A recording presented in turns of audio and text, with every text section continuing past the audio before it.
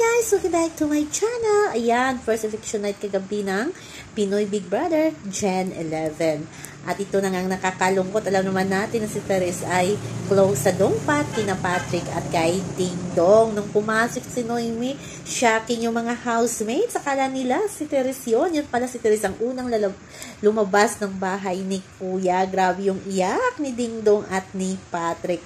At pagkagising, nakakamiss yung dongpat. Kabanding itong si Therese, di ba? Kaya maraming kahit mga viewers ay na-miss yung presence ni Therese sa loob ng bahay ni Kuya. Maraming nagsasabi na ibalik daw si Therese. Malay natin, may wild card pa yung PBB.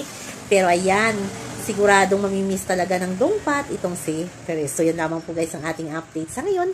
Hanggang sa muli. Bye-bye. Always remember, huwag po tayong magpaka-stress. Ayan, ang may bagong housemate na papasok. Dalawa ata ang kapalit ni Therese. Kaya abangan natin kung sino-sino sila sa susunod na mga araw.